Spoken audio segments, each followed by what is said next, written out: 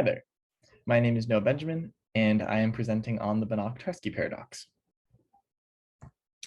So let's take a look at the initial statement.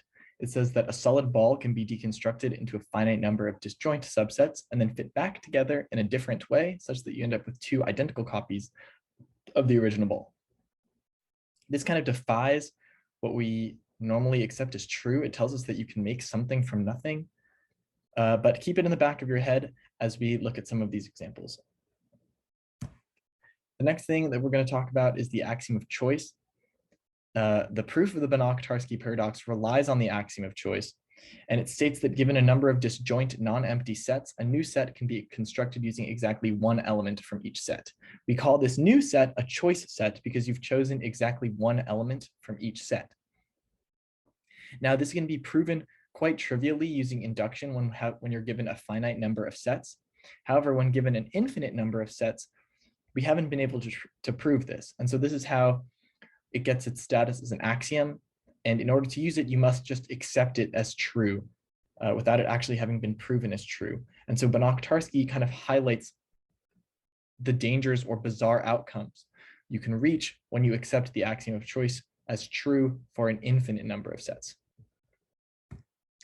Last concept we're going to look at is equidecomposability, which is a property between two sets that says that two sets A and B are equidecomposable if a finite partition of A can be reassembled into B. And equidecomposability is an equivalence relation, so that means that it's symmetric, transitive, and reflexive. So that means that a finite partition of B can also be reassembled into A. Let's look at a couple of examples of this. Okay, so for our example of equidecomposability, we're going to look at a hyperwebster. A hyperwebster is the concept of a dictionary that contains every possible combination of characters in the English language.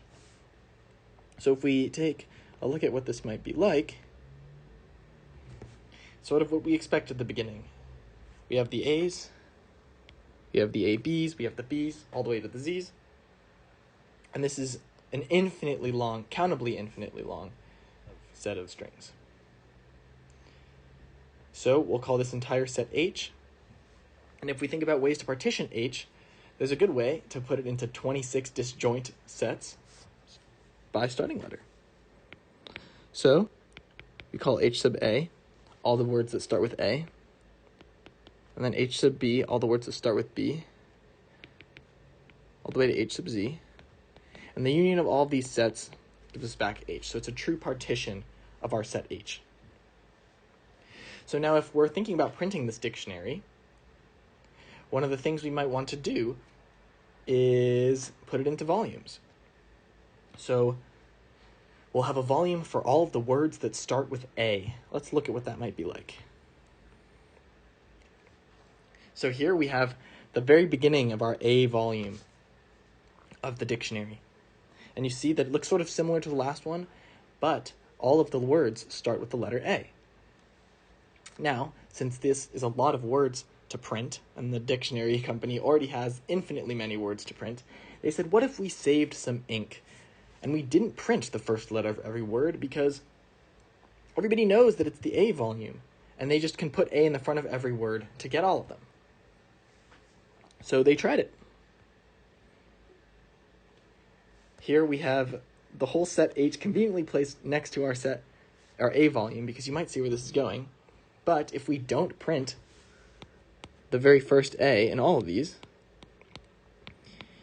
you'll see that we've miraculously ended up with H again. By getting rid of the first A, you end up with the full set H. And so if we think about this mathematically, and we think about each letter being an action, and those actions having an inverse action, because the collection of words is going to be a group, we can think of putting an inverse A at the front of every string. So if we take this as a transformation along our A volume, as we've seen above, this gives us back the entire set H. And we can do this with every letter of the alphabet. So H is equidecomposable to 26 H's.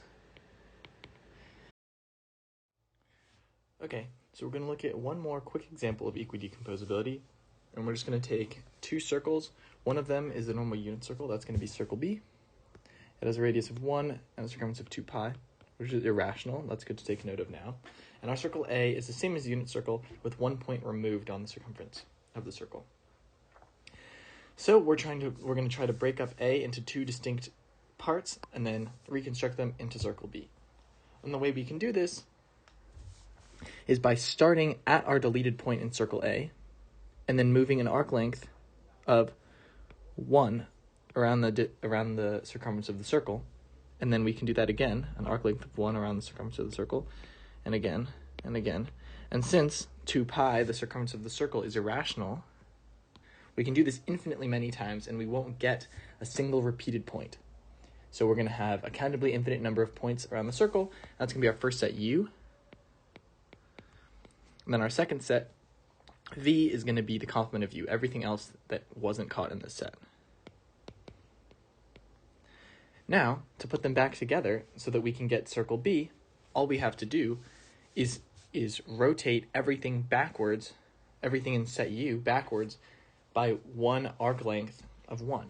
So this point over here fills in this hole, and this point over here fills in this point, and this point over here fills in this point, and then our first point that we added to the set goes and fills in our hole. And the hole gets lost in a sea of infinity, and we have built the entire unit circle from one with a deleted point. Now, back to the Banach-Tarski statement. It says that a solid ball can be deconstructed into a finite number of disjoint subsets and then fit back together in a different way such that you end up with two identical copies of the original ball. Now let's just look at Banach and Tarski really quickly.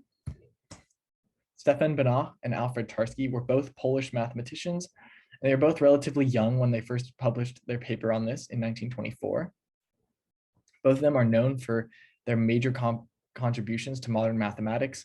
Banach mainly with his founding of a lot of modern analysis, and Tarski, his contributions in many fields of pure math like topology, abstract algebra, number theory, and so on. Okay, so now we're going to take a look at a proof of the Banach-Tarski paradox. We're going to start with a unit sphere that we will say is solid, as every point on the surface of the sphere has a ray back going to the center. And then we say that the surface of the sphere, the set of points on the surface of the sphere, is partitioned based on a starting point and then how you can rotate that. So if we pick any point on the surface of the sphere and then rotate it a fixed distance about the surface, then we can get a countably infinite set of points starting from one point and then starting from the uncountably infinite points on the surface of the sphere and rotating them up, down, left, and right, we can get a partition of the surface of the sphere. Up and right are going to be our distinct actions, and left is going to be right inverse, and down is going to be up inverse. However, we'll use those kind of interchangeably. It works well in group theory. So now we know that the surface of the sphere is partitioned into these orbits based on starting point. However, we don't know exactly what the starting points are. We just know that this is a partition that gets formed. And here is where the axiom of choice comes into play. We can pick exactly one point from each of these sets and choose it as a starting point. And we know that every other point in that set can be reached by either moving it up, down, left, or right, because that's how we've created these sets. So since we've taken exactly one point from each set, it's going to be a choice set, and we're going to call this set M, and it's our set of all starting points. Now we're going to let S of up be the set of points reached with a final up rotation, and the same is going to be true for down, left, or right. And you can see here, it's sort of like a hyperwebster, but with only 4 letters. And we also have some strings that are illegal, because we don't want to do our inverse action right after we do our action. So up, up inverse, or right, right inverse, or right inverse right, or up inverse up, is going to cancel each other out. So these ones in red we don't want. In addition, we're going to be reading these right to left. So if you consider this word right here, it's actually going to be up from the right, and then up again. And this is going to be helpful at the end when we're composing these, but we read them right to left so that the leftmost letter is the final one. So we have S of up is all the ones that end in up, S of right is all the ones that end in right, same with left and down. Now, if we do all of these on every possible starting point, our set of points M, then we get the whole surface of the sphere. Now we're going to break up H just like that. We're going to say that starting from all starting points, then we can union everything that ends in up, everything that ends in down, everything that ends in left, and everything that ends in right to get our entire surface of the sphere again. Now we didn't break it up exactly like this, just so that we're not left with anything left over when we try to reconstruct the sphere, but essentially we've broken up the sphere based on what action was last used to get the point. Now if we consider S of down or S of up inverse, we see that everything ends in the down motion. Now, if we rotate everything up once to undo our final down rotation, we see that it cancels out the beginning down or up inverse of everything, of every single movement. And so, similar to the hyperwebster, if we look at what rotating all of our down points up once does, we see that we're left with all the points that end in down, right, and left. And so we've turned 1/4 of our partition of H into 3/4 of it. Now, if we recall what A1 through A4 are and how they're defined, this section right here